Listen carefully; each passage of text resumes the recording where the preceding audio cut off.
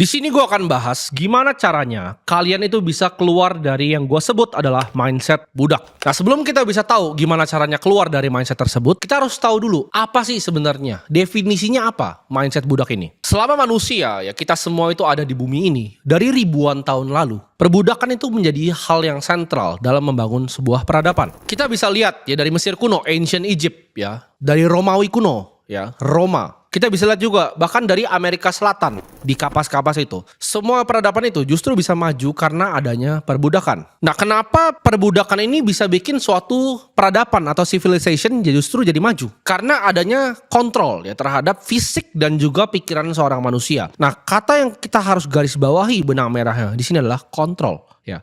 Perbudakan itu karena dirantai fisik dan juga psikologis, dicambuk mental. Kalau kita lihat di zaman Roma, Kaisar tuh punya wewenang atas budak-budak ini. Jadi mereka lah yang bangun semua infrastruktur yang ada di Roma. Patung-patungnya, jalan-jalannya. Bahkan di Mesir ya piramid pun dibangun dengan tangan-tangan dari para budak ini. Nah, kontrol ini sebenarnya bukan hanya fisik ya, tapi psikologis. Jadi kalian pahamin dulu bahwa budak itu ada kontrol secara fisik dan juga psikologis. Nah, kita tahu ya perbudakan secara tradisional kita dirantai, itu cuma dikasih rumah dan dikasih roti, lalu diatur beranaknya seperti apa dan sama siapa. Jadi kalau cowok yang keker yang kuat itu disuruh bikin anak banyak. Sedangkan kalau cowok yang kurus-kurus yang gennya lebih lemah itu nggak boleh punya anak. Jadi mereka budak tuh selective breeding juga. Yang paling kuat itu boleh hamilin banyak perempuan. Kalau perbudakan secara tradisional sudah punah, nah ini pertanyaannya sekarang. Kan gue bilang tadi itu secara fisik dan juga secara psikologis. Nah, secara psikologis apakah perbudakan ini sudah hilang atau belum? Kalau zaman dulu para kaisar itu pakai kekuasaannya untuk rantai secara fisik. Sekarang tuh yang dimainkan adalah rantai psikologis. Maksudnya rantai psikologis itu apa? Hutang secara finansial.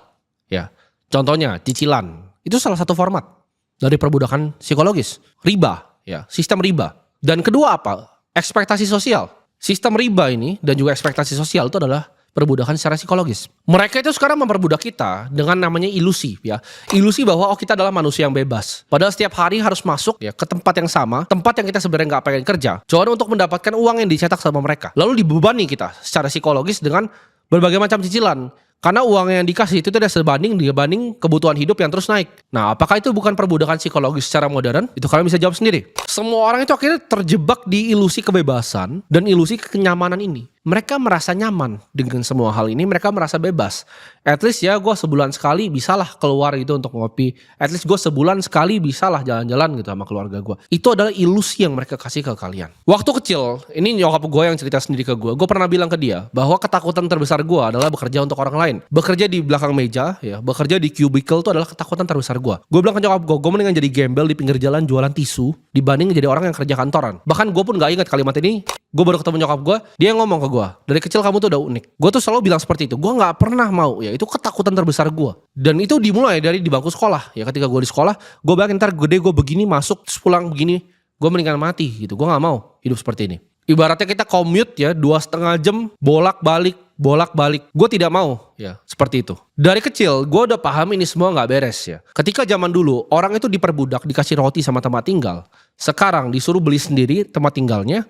Rotinya disuruh beli sendiri, pakai uang yang dicetak sama mereka, ya sosial kredit ya, uang itu adalah sosial kredit. Pakai uang yang dicetak sama mereka, dikasihin, tidak cukup, lalu kalian harus berhutang, pakai sistem riba untuk bisa membeli tempat tinggal kalian. Yang setelah 20 tahun kalian cicil, begitu-begitu saja. Kalian bayangin, apakah itu bukan perbudakan era modern? Bedanya, sekarang kalian punya ilusi kebebasan fisik. Jadi kita secara fisik itu nggak dirantai. Tapi apakah benar-benar kita tidak dirantai? Cara paling gampang untuk kontrol, ya kata kuncinya adalah kontrol. Cara paling gampang untuk kontrol seseorang adalah tebari ketakutan ke mereka. Kalau lu semua bilang lu bebas secara fisik, buktikan. Ketika 2020 kemarin apa yang terjadi di kalian semua? Kalian semua ketakutan, ditakut-takutin. Kalau kalian keluar tidak pakai masker, orang tua kalian bisa dalam bahaya. Sayangilah keluarga kalian ya kan? Akhirnya kalian apa? Ketakutan. Kalian di rumah selama sebulan. Bahkan yang punya restoran tadinya nggak berani buka lagi karena ntar ditutup restorannya. Kalau nggak ikutin protokol ditutup. Kalau kalian nggak pakai masker ditutup. Apakah itu bukan kontrol secara fisik? Itu cuma tes pertama. Itu ibaratnya kalau lu balik ke zaman Mesir kuno, itu lu orang-orang yang dirantai. Nggak dikasih rumah tapi ya, zaman dulu masih dikasih rumah loh. Budak tuh dikasih rumah. Ini banyak miskonsepsi, budak tuh cuman disiksa terus. Budak tuh banyak yang dikasih rumah di Mesir. Kalian pelajari dulu sejarah yang benar. Di Roma pun sama. Bahkan dikasih pilih pasangannya yang mana. Dikasih makanan. Kalau sekarang itu kalian cari sendiri. Kalian cari sendiri semuanya terus ditukar sama kertas. Mindset budak ini justru gue sebutnya mindset budak ya. Karena ini sangat berbahaya untuk kita memiliki mindset budak ini. Gue kasih contoh yang sangat-sangat sederhana. Orang yang selalu ya gampang terpengaruh oleh media. Orang yang selalu itu gampang sekali Kalian bayangin, kalian bisa emosi terhadap seseorang yang kalian ketemu nggak pernah, kalian tahu hidupnya tidak, hanya dari headline media. Sesimpel kata-kata di headline media itu bisa bikin kalian merasa emosi terhadap orang tertentu. Menurut gua, orang yang bisa emosi karena kata-kata seseorang, itu orang paling bodoh. Artinya apa? Kata-kata bisa mengontrol mereka. Ini mindset-mindset budak. Ketika lu lihat misalnya di media ya, oh si A itu melakukan kejahatan ini, ya kan? Itu kan ditulis sama media, yang laporannya ditulis sama aparat. Ini satu sistem semua nih. Terus lu langsung tunjuk orang itu, oke, dia bersalah. Gua kasih tau di sini, semua lu di sana di belakang layar sana itu melakukan kesalahan. Lu bilang lu, oh saya tahu hukum. Apa yang lu tahu tentang hukum? Udah pernah lu baca semuanya? Gue kasih tahu, hukum itu sangat subjektif. Jadi semua itu bisa dibikin, tinggal kalian ditunjuk atau enggak. Contoh, kalau gue berteriak seperti ini, oh kelas menengah itu akan dihilangkan dan lain-lain, keluar dari mindset budak. Mungkin orang-orang nganggap, oh ini serius nih orang nih, subscribernya jutaan nih, bisa disikat. Dan kalau mereka tunjuk gue, pasti habis gue. Karena hukum itu bekerja seperti itu. Itu bukan kalian salah apa baru kalian kalian ditunjuk yang mana. Tapi kalau kalian nih misalnya nggak ada yang dengerin, lo bikin instastory berteriak kebijakan begini, kebijakan begini, nobody gives a fuck. Karena hidup lu nggak penting, nafas lu nggak penting. Itu paham. Nah, itu kebebasan di situ. Kalau lu nggak punya enough suara, lu nggak punya enough voice, lu nggak akan disentuh sama mereka. Tapi ketika lu punya suara dan banyak orang dengerin lu, itu jadi ancaman untuk mereka. Karena orang-orang yang kayak gue yang sadarin orang-orang seperti kalian itu sangat tidak disukai. Jadi kalau misalnya mereka tiba-tiba tunjuk, oh ini gini, oh kita bikin cerita begini. Pasti habis. Karena yang bikin laporan satu institusi, medianya juga punya mereka. Jadi itu kayak satu storyline yang mereka tulis sendiri. Jadi kalian paham, setiap kali keluar nama di media itu cuma mereka yang tunjuk. Semua orang tuh bersalah, itu cuma ditunjuk atau enggak. Jadi kalau kalian lihat orang ditunjuk terus kalian merasa emosi, kalian oh dia begini, dia jahat. Terus ketika kalian maki, itu kalian budak. Karena kalian bisa dikontrol secara psikologis sama mereka. Oh jangan keluar rumah ya saya gak keluar rumah. Oh dia ini begini ya, oh dia begitu, dia berteriak kali. Gue kasih yang paling mungkin kontroversial yang gue akan sebutkan di sini. Misalnya tulis, si B korupsi di media. Ini gue pengen tanya doang nih. Apakah sistemnya memperbolehkan seperti itu? Apa jangan-jangan semua orang yang seperti dia itu seperti itu, cuman dia yang ditunjuk aja atau tidak? Dan kalian bisa benci sekali sama orangnya. Kalian kenal pun enggak? Ya ini contoh yang paling ekstrim. Kalau orang bisa berbuat begitu dan terus, salah orangnya apa salah sistemnya? Itu yang gue tanya. Orang apa sistem? Dan kenapa kalian jadi benci sama orangnya? Kalian gak benci sama semua sistem ini? Ini permainan dari zaman Romawi kuno ya. Ketika yang miskin itu ya, yang gak punya duit dikasih ya, kalian bolehlah nonton gladiator bareng gua. Wah bunuh-bunuhan, taruh gajah, taruh macan. Kalian gak tahu zaman dulu ditaruh gajah itu situ. Itu ditaruh macam-macam situ. Wah buat seru kalian nonton, kalian suka terus kalian balik lagi ke kehidupan kalian yang dirantai lagi. Jangan salah, budak tuh boleh loh nonton di Colosseum. Coba kan pelajari lagi sejarah yang benar. Budak tuh boleh nonton, tapi ya paling jelek tempatnya, paling bawah. Tapi mereka bisa nonton, mereka bisa lihat gitu. Oh semua orang nunggu gua. Jadi kalau misalnya waktu itu ada ketidakstabilan politik, yang mereka lakukan apa? Oke kita bikin acara gladiator. Wah rame. Sama kan kayak seperti sekarang. Ini semua ya, tontonan semua ini itu sebagai mainan aja untuk kalian tuh. Oh kalian dari sini lompat ke yang sini, lompat yang ke sini, lompat yang ke sini. Kalian perhatikan netizen Indonesia seperti itu kan. Dari A ke B ke C ya kan. Ada pembunuhan, oh sini. Udah kayak detektif semua. Kenal enggak, keluarganya bukan. Tapi kalian lebih peduli itu dibanding kehidupan asli kalian. Karena kehidupan asli kalian tuh udah semenyedihkan itu. Makanya larinya ke sana. Nah ini mindset budak gitu. Gue bisa kontrol narasinya. Kalau gue pegang media yang besar di sini, gue bisa tunjuk orang. Mana yang mau gue sikat. Mana yang mau gue bunuh karakternya. Dan kalian akan semua ikut gitu. Misalnya nanti keluar di media. Oh tim hotel kayak misal dulu. Oh tim hotel final kopi 80.000. Kalian langsung tunjuk gitu kan. Kenal gua enggak, pernah nonton konten gua enggak. Tapi kan langsung tunjuk, itu mindset budak. Itu gampang sekali dimanipulasi. Propaganda yang dilakukan seperti dia. Dan kalian makan terus gitu semuanya. Step 1, lu stop dengerin itu semua. Semua media, it's all a fucking lie. Conventional media is all a fucking lie. Gua kasih tau kalian sini. Kenapa budak, gua tanya, tak nurut itu? Kenapa budak nurut? Karena secara fisik mereka takut dicambuk kan. Nah, ini cambukannya apa nih di boundarin? Lu pikirkan, oh saya nggak ada yang cambuk, saya nggak dirantai. Coba bayangin gini, lu punya bos, ya kan? Yang sebenarnya udah nggak suka sama lu gitu. Tapi lu terpaksa kerja situ dan dia isengin lu buat lucu-lucuan gitu. Lu bisa ngapain? Lu masih ada cicilan rumah, mesti bayarin anak. Apa yang lu bisa lakuin? Nggak ada, nothing you can do. Ya. Ketika bos lu bilang, oh lu kesini, tapi lu sebenarnya nggak mau. Gitu. Lu sebenarnya nggak seneng gitu. Tapi lu harus bayar cicilan. Itu apakah bukan dicambuk? Secara psikologis, orang itu harus ditaruh di state of mind seperti ini ya. Dipikirin seperti ini. Itu yang bikin mereka berubah jadi budak. Dikasih ketakutan, oh begini jangan keluar rumah. Oh ini begini, ada kasus ini, ada kasus ini. Harus mereka ikutin terus itu. Itu kayak show-nya, itu gladiatornya. Mereka itu harus dikondisikan ya. Sangat nurut sama media, itu yang pertama. Kedua, orang harus setengah depresi. Jadi mereka akan lash out, mereka akan marah sekali gitu. Kalian bisa bayangin sih, kalian bisa emosi sekali seperti gue bilang tadi. Karena orang tertentu yang kalian gak kenal ngelakuin apa. Ya lu juga kalau dicari kesalahannya lu pasti berdosa gitu. Lu pasti melanggar hukum. Hari ini pun lu pasti melanggar hukum. Kalau gue mau cari ya. Tapi itu kebetulan dia ditunjuk aja. Jadi semua kayak Russian roulette kan. Siapa. Kalian bisa segitu marahin dan kalian keluarin semua amarah kalian. Kenapa? Karena itu mentalitas sama tadi. Ngikutin terus. Dan setengah depresi orang-orangnya. Kenapa? Karena kalian juga hujat itu mungkin. Oh kalian sampai, aku main hujat. Itu kalian mungkin udah capek gitu dempet-dempetan di kereta. Itu kalian udah melangkah di plafonnya, ini jatuh gak nih gitu. Terus udah dempet-dempetan masuk ketutup pintu gak nih. Sudahlah ini ada ini bangsat ya. Kata-kata itu budak. Gampang sekali digiring dan bodoh sekali. Gampang sekali digiring. Bisa buat narasi apapun untuk nge-twist otak kalian. Hey, jangan keluar rumah. Kayak masuk lift pantat-pantatan ya. Oh ini begini ya, oh ini begitu ya. Itu kayak mainan, bisa dimainin. Dan bahkan kalian udah buktiin sendiri aja. Gak usah yang mereka yang jago-jago deh. Mereka ini kan elit luar biasa yang super punya kekuasaan politik, punya kekuasaan secara uang. Gua yang masih gembel deh dibanding mereka. Gue itu bisa mainin netizen di Indonesia. Pura-pura ngerokok padahal gue udah ngomong sama staffnya viral ya kan. Terus gue bikin tempat gue jadi ramai sekali. Itu skala yang paling kecil. Gue mainin otak-otak budaknya ini. Karena gue tahu cara kerjanya. Dia bilang, itu mah dia kebetulan blunder. Enggak, itu udah di planning semua. Jelas, tanggalnya ada, semua jelas. Gue mau spin narasinya seperti apa, gue mau mainin seperti apa, itu jelas semua. Tapi kalian gak bisa mikir ke sana. Kalian kemakan terus. Itu gue cuma kasih contoh betapa gampang kalian digiring opininya. Kenapa gue buru-buru pengen sadarin kalian? Karena gue kasihan. Ini masalah kemanusiaan. Yang gue ngomong di sini ya gue gak butuh duit dari ini semua. Gitu. Kenapa gue ngomong hal-hal seperti ini? Kenapa gue bilang kelas menengah akan hilang? Bener kan? Setelah gue bikin videonya, apa yang terjadi? Ada kebijakan baru, ya kan? Gue gak bisa sebut lah sini, ntar gue kena. Kebijakan baru keluar. UKT naik. Semua yang gue ngomong ke outline, jelas gitu. Gue ngomong sebulan lalu, kejadian semua sekarang. Berapa kali gue ngomong hal seperti itu? Tapi gak ada yang mau dengar. Karena orang itu ya, selalu punya pikirannya sendiri. Karena mereka udah di brainwash. Kalian semua ini budak gitu. Coba beda levelnya aja. Agenda apa sih yang mereka mau sebenarnya? Mereka itu paham ya. Percepatan teknologi ini sangat pesat. Sangat cepat dari artificial intelligence, humanoid robot ini cepat sekali. Coba deh kayak gini. Ada satu videografer gue nih, ada beberapa orang sini. Ada yang ngomong, Timothy anjing lu gitu, bangsat lu. Itu pasti langsung gue keluarin, gue pasti gak seneng kan. Kalian bayangin nih, kalian jadi penguasa, ada 1.000 orang demo, anjing lu. Apa yang dipikiran kalian? Ini kalau bisa gue ganti robot semua, gue ganti semua pakai robot. Mereka mau kontrol, satu kata, dari perbudakan semua itu kontrol akan fisik, akan psikologis, kontrol. Mereka itu mau kontrol, jadi kalau kalian bisa digantikan sama robot, lu akan digantikan. Ketika lu semua digantikan dengan artificial intelligence, tapi dia ngomong, enggak begini, enggak begitu. Semua yang gue ngomong itu selalu kejadian. Semua yang gue ngomong lu bisa track back, semuanya kejadian. Dan ini akan kejadian sangat-sangat cepat. Makanya kelas menengahnya itu mau dihilangin, biar semuanya ke bawah. Nah begitu semuanya ke bawah, dan robot ini udah bisa gantiin mereka semua, selesailah hidupnya. Gue ngomong di sini selesai. Karena buat apa? Pertanyaan kan sederhana, first principle thinking. Buat apa kalian bernafas untuk mereka yang butuh kontrol? Gini deh, lu misalnya lu kerja keras ya, lu sukses gitu. Terus ketemu teman-teman lu yang dulu SD, SMP. Tapi mereka hidupnya jauh di bawah lu karena mereka emang gak mau kerja keras. Apa yang lu rasa di pikiran lu? Ini males lah gue ngomong sama dia karena kan bergaul sama orang-orang yang setara. Lu aja mikir seperti itu. Gimana orang yang lahir dari para banking dynasty ini? Anak-anak yang bikin Goldman Sachs, apa pikiran mereka? Ini kayak mainan. Hidupnya tuh gak berharga kayak mainan. Mereka gak anggap equal. Mereka gak rasa manusia itu sama. Mereka gak peduli akan HAM. Itu yang mereka pikirin. Dan gue tahu orang-orang yang super kaya itu kayak gimana cara pikirnya. They don't give a fuck about kalian semua. Dan di saat kalian bisa digantiin, you will be replaced. Gue kasih tau di sini. Gak peduli mereka gimana pun caranya.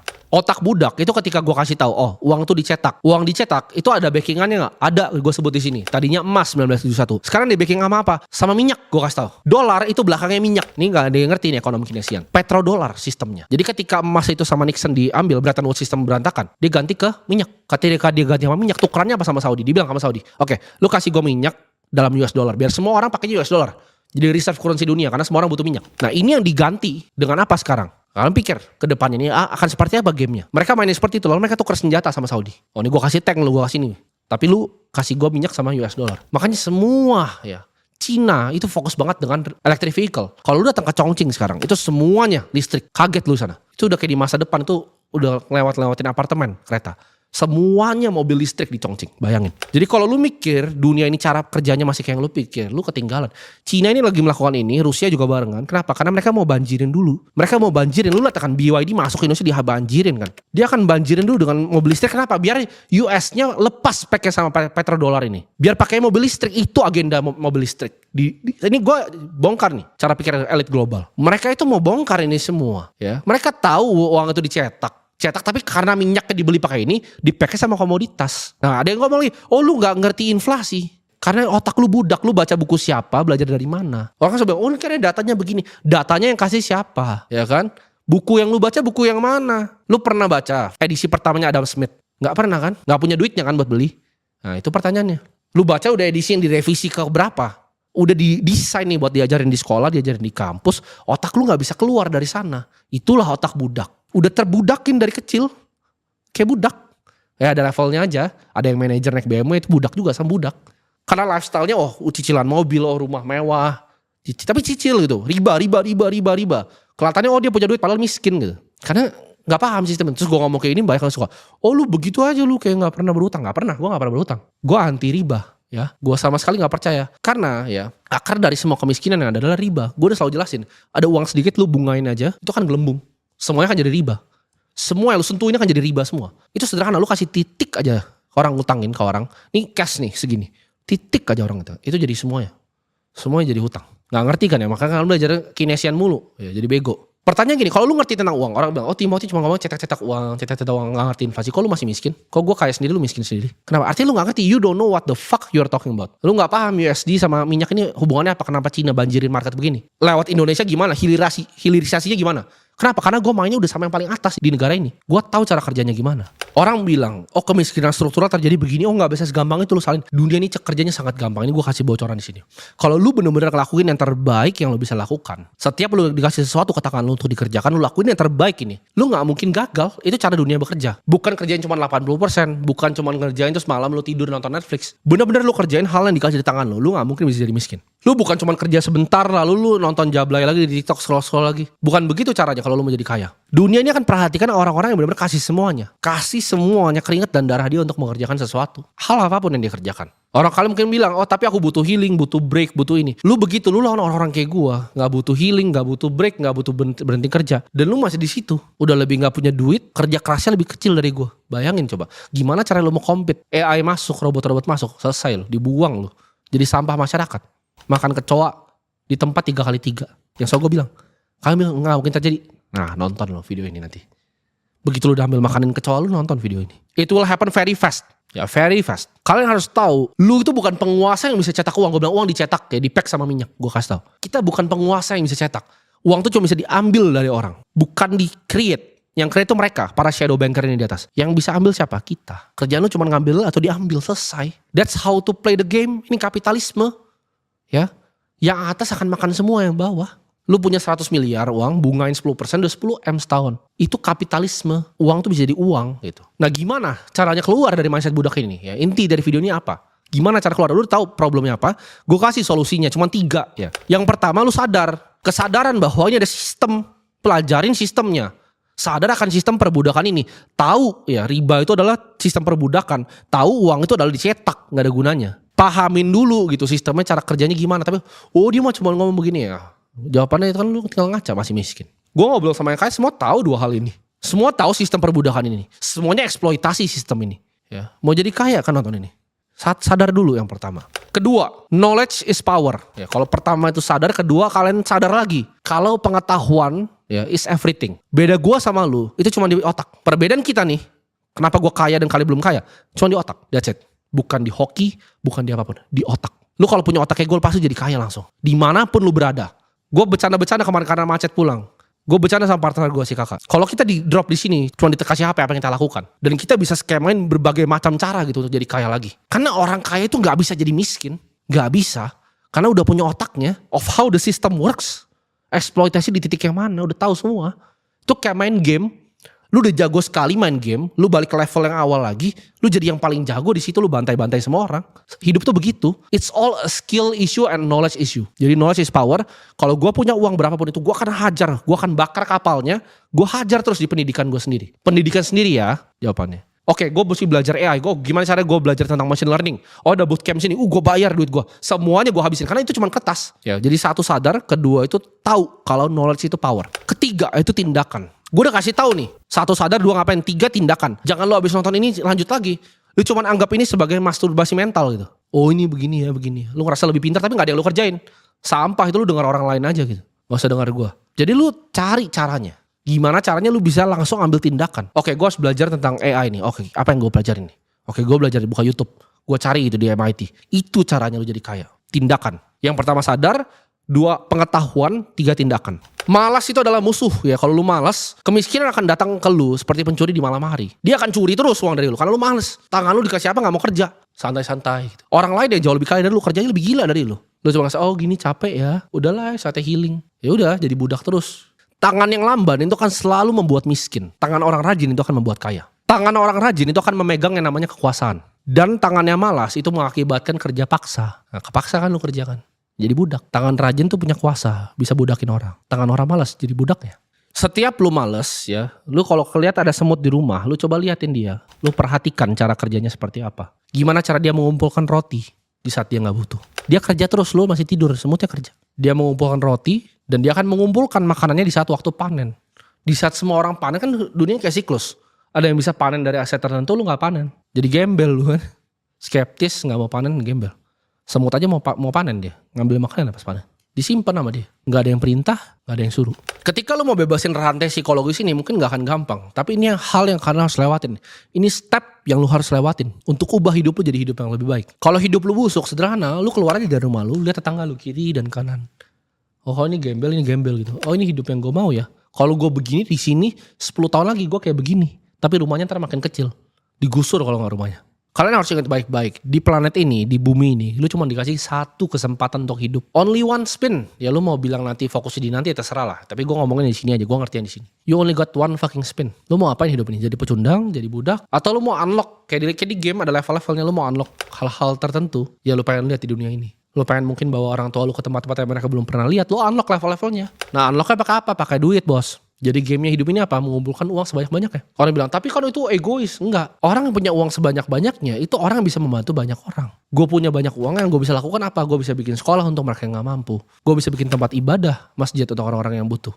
Lu bisa gak begitu? Orang yang gak ngomong bahwa dia gak perlu kaya adalah orang paling egois di dunia. Lu orang egois kalau gak mau kaya. Karena lu cuma mintingin diri sendiri, lu gak lihat sekitar lu. Lu stop pentingin media, stop nonton media sama sekali. Jangan pedulin, oh ada ini begini, ini si A begini, si B, si C, si D melakukan pembunuhan si E. Itu semua apa sih gitu? Buat apa lu nonton semua itu? Stop nonton hal yang gak berguna. Knowledge is power, pelajarnya apa? Sejarah. Oh lu lihat zaman dulu tuh seperti apa? Karena sejarah selalu berulang. Manusia tuh selalu berulang. Ya, selalu rhyme mereka sejarah. Belajar gimana caranya bernalar, berpikir, tahu mana yang benar, tahu mana yang salah. Tahu mana data sampah yang dikasih, yang disogokkan ke budak. Itu kayak manual book budak anjing. Ekonomi modern itu manual book budak. Lu pelajarin dulu dari grassrootsnya, baru ngomong. Karena gue kasih tahu ya, tadi balik lagi, cuma ada satu kesempatan di dunia ini, jangan disia-siain dan unlock semua levelnya di dunia ini.